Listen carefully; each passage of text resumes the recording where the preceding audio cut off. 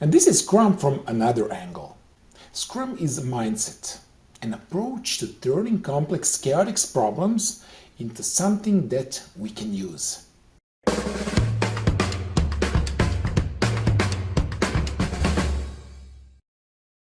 The creators of Scrum are Ken Schwaber and Jeff Sutherland.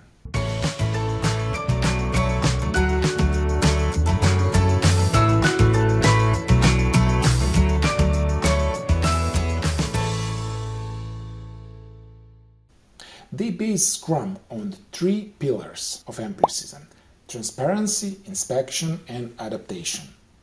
And this is the whole idea of Scrum, using frequent inspection and adaptation to guide the work of the teams, from zero to the most successful outcomes possible. So what is teamwork from Scrum's perspective?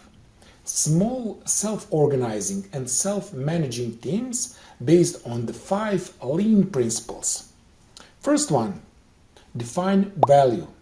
It is important to understand what value is. And value is what the customer is willing to pay for. Sometimes customers may not know what they want or are unable to articulate it.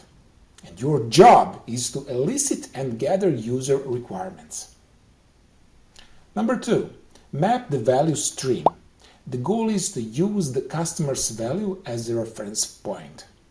Also to identify all the activities that contribute to these values. Activities that do not add value to the end customer are pure waste, and that needs to be removed right away. Create flow. We have to ensure that the flow of the remaining steps runs without any interruptions or delays. Establish pull.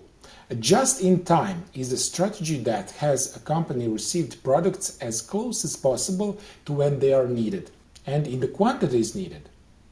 5. Pursue perfection. The company should be a learning organization and always find ways to get a little better every single day.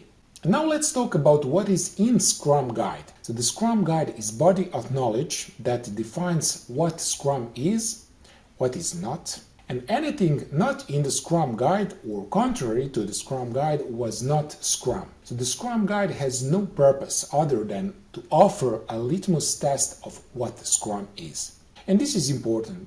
The Scrum Guide does not tell you how to use Scrum, or how to implement Scrum, or how to build products with Scrum.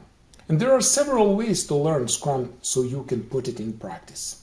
You have passive learning, which is reading Scrum books, blogs, taking courses, and you have active learning, is engagement on social network, on-site training, attending local meetups, conferences, or even creating videos for YouTube.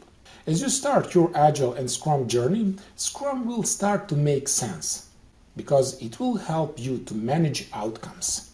Now let's talk about why sometimes Scrum does not work. When you start using Scrum, the first difficulty will be getting a shared understanding of what the user needs are and separating the needs from the wants. So needs are things that can be directly tied to a business goal or objective and are necessary for solutions to be successful. Wants, on the other hand, are nice-to-have features that could ultimately be excluded.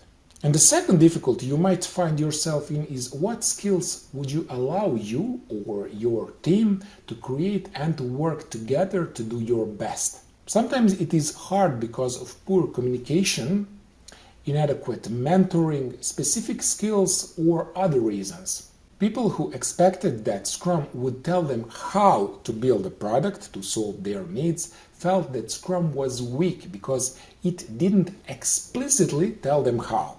But you have to understand, Scrum is easy, but solving problem with Scrum is very hard, but luckily possible to master. And remember, Scrum is simple, so stop worrying about polishing it up so it's perfect, because it will never be.